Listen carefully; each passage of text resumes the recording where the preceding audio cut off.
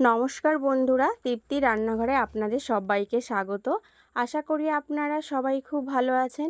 আমি আজকে আরও একটি রেসিপি নিয়ে হাজির হয়ে গেছি, মাছের ডিম দিয়ে আমের টকের রেসিপি। আপনারা তো অনেকেই আমের টকের রেসিপি খেয়েছেন। আজকে আমি যেভাবে রেসিপিটা তৈরি করব, আপনারা তৈরি করে খেয়ে দেখুন। আশা করি সবার খুব ভালো লাগবে। ভিডিওটি স্কিপ না করে পুরো ভিডিওটি দেখার অনুরোধ রইল। গ্যাস অন করে কড়াই বসিয়ে দিয়েছি। এর মধ্যে দিয়ে দেব পরিমাণ মতন সাদা তেল। তেলটাকে প্রথমে হাই ফ্লেমে ভালো করে গরম করে নিতে হবে। তেলটা আমার গরম হয়ে গেছে। এবার এর মধ্যে দিয়ে দেব মাছের ডিম। মাছের ডিমটাকে আমি ভালো করে ধুয়ে পরিষ্কার করে নিয়ে এসেছি। আমি এখানে কিন্তু রুই মাছের ডিম ব্যবহার করেছি। এবার এর মধ্যে দিয়ে দেব পরিমাণ মতন লবণ আর পরিমাণ মতন হলুদ গুঁড়ো। লবণ আর হলুদটা আমার দেওয়া হয়ে গেছে। এবার ভালো করে কিন্তু মাছের সঙ্গে একটু মিশিয়ে নেব। আর আমি মাছের ডিমটাকে হাই ফ্লেমেই কিন্তু ভেজে নেব।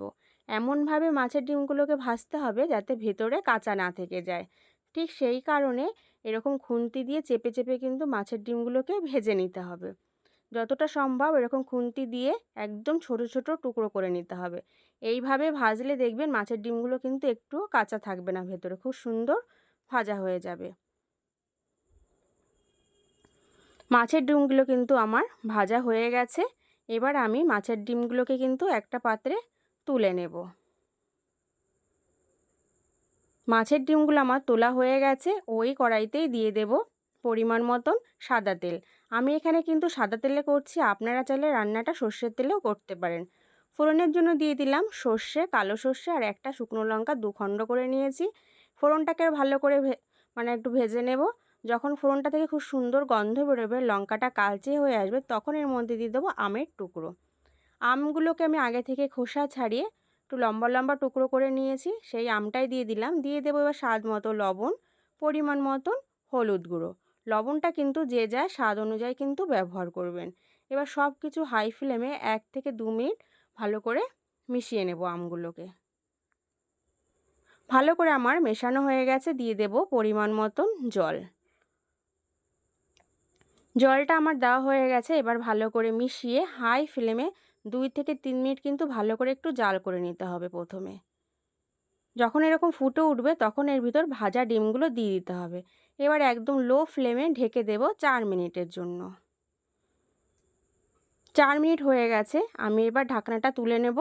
ঢাকনাটা আমার তোলা হয়ে গেছে। প্রথমে একটু ভালো করে কিন্তু চারপাশ থেকে একটু মিশিয়ে দিতে হবে। মেশানো হয়ে গেছে। এবার একটু হাতা দিয়ে এরকম আমগুলোকে একটু চেপে চেপে ভেঙে দেব। দেখুন আমগুলো কিন্তু আমার পুরোপুরি গলে গেছে। আমগুলো ভেঙে দিলে কিন্তু আমের টকটা খেতে খুব ভালো লাগে। এবারে এর ভিতরে দিয়ে দেব সামান্য পরিমাণে চিনি, কারণ আম যেহেতু টক, ঠিক তার ব্যালেন্সটা ঠিক রাখার জন্য আমি এখানে খুবই সামান্য পরিমাণে কিন্তু একটু চিনি ব্যবহার করলাম। চিনিটাকে মিশিয়ে এবার গ্যাসের ফ্লেমটাকে অফ করে দিতে হবে। মাছের ডিম দিয়ে আমের টকের রেসিপিটা কিন্তু আমার পুরোপুরি রেডি হয়ে গেছে। তাহলে আমি কি করে ডিমের রেসিপি টকের রেসিপিটা তৈরি করেছি তা আপনারা অবশ্যই লক্ষ্য করেছেন।